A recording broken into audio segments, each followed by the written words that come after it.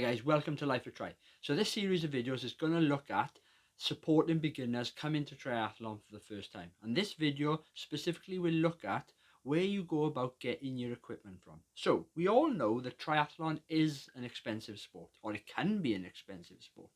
But that's the point. It doesn't have to be.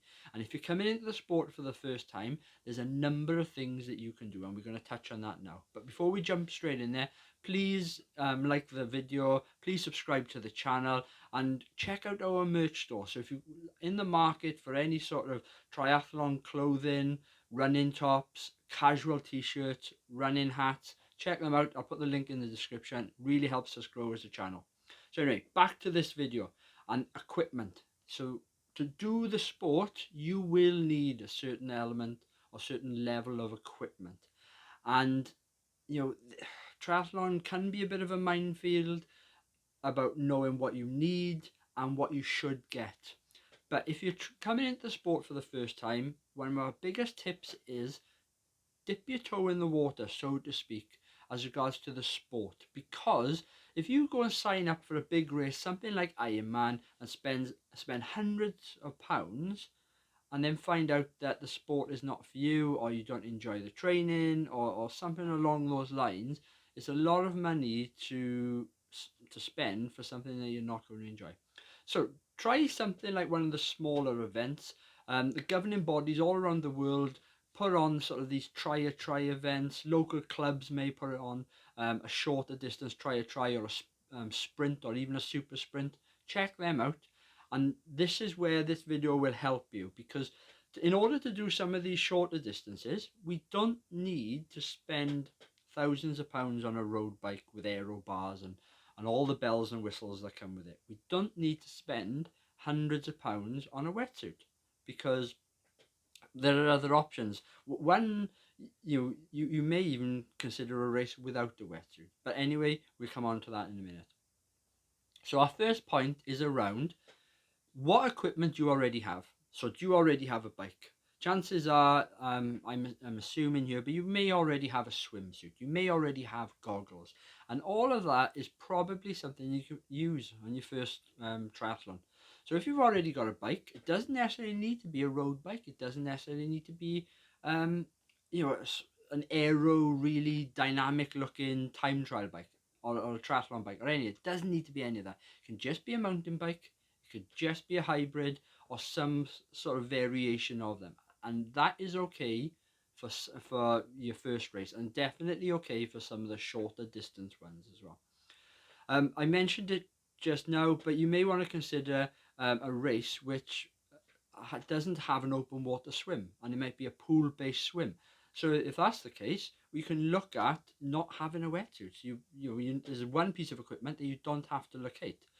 Chances are you haven't got a wetsuit just sitting in the in your cupboard somewhere, unless you come from a swimming background. So again, just consider what races are locally and whether you do need a wetsuit or not. Also, don't worry about fancy brands. If the if your mate down the road has bought a certain bike, well, it doesn't mean that you have to buy it as well. If they've bought a Pinarello Dogman, spent 4, 5, 6,000 pounds in it, doesn't mean you have to. And again, this is about just testing whether the sport is for you.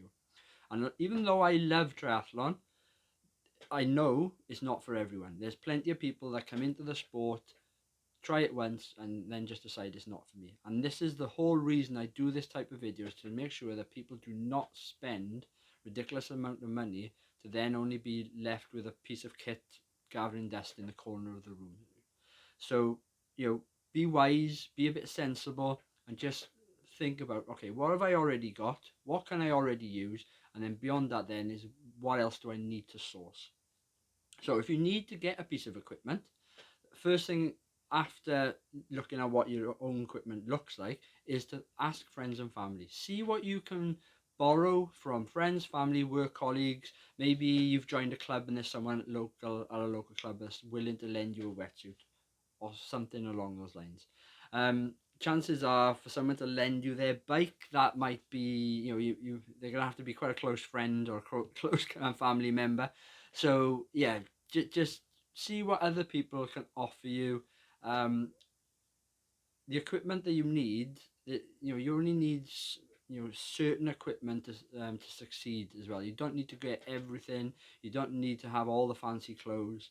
You need something to swim in, and a pair of goggles. You need a bike and the clothing that come with it, and the footwear, and you need running gear and the footwear. And that's probably the basic element of triathlon. The problem is there's just so many add-ons from it. So see what you can borrow from friends and family. See what you want to get on with as well. If friends and family, and you can have a bike that you can borrow, you don't necessarily need to use the pedals that they're using. I know a lot of people are worried about being clipped in, but there's nothing stopping you changing them out for flat pedals. So again, just think about what those options are. So you've looked at what you've got. You've looked at what you can borrow from friends and family. The next thing you can consider is whether you could hire, and it's specifically a bike or a wetsuit. There are plenty of wetsuit hire companies online, and you can hire a suit either for one race or for a particular season. So there's a number of different options out there. Um, and you can also hire bikes as well.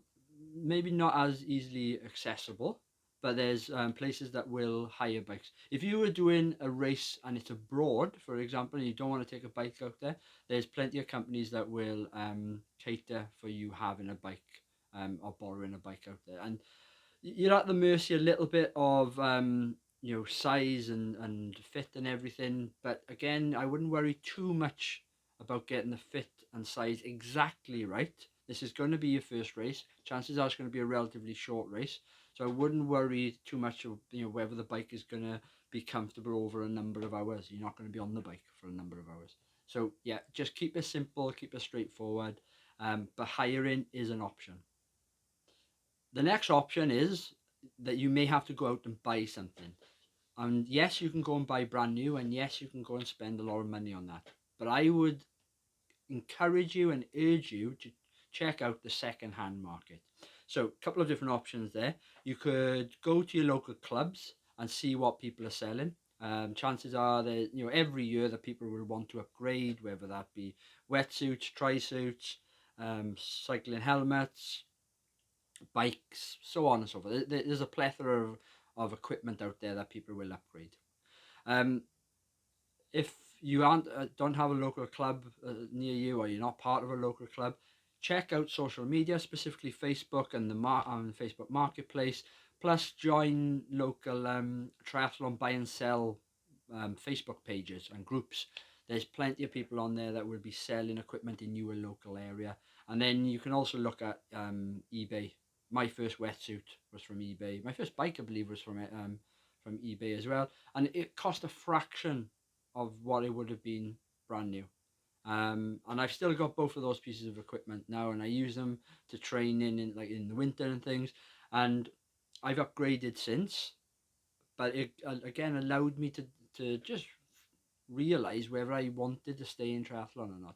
And I knew that by buying second hand and looking after the gear, if I was to sell it a year later, chances are I'd probably sell it for roughly the same amount of money or just a little bit less. And that, is a big factor for some people when you're on maybe a tight budget and you don't want to spend the hundreds, if not thousands of pounds to be in this sport. And then the other thing you can do is just look to visit local shops, triathlon shops or swim shops or bike shops or even running shops. Some of them may have options around buying second hand, especially bike shops. They may have taken a bike in as a Part X, so they're looking at recouping some of the losses against that, or what they've paid for it. So lots of different options. But buy second hand is probably one of my biggest pieces of advice for anyone new to the sport.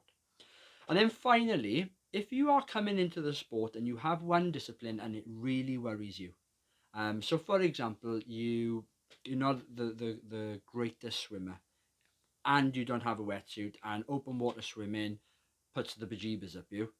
Well, there are other variations of multi-sport out there. You don't have to do a swim, bike, run. You could do a duathlon, which is a run, bike, run. If you, for example, didn't have a bike, and again, the cycling element scared you slightly, or maybe you're not as fit as you are in the other two disciplines, you could try something like an aquathon. So it's a swim run. There are swim bike events out there as well.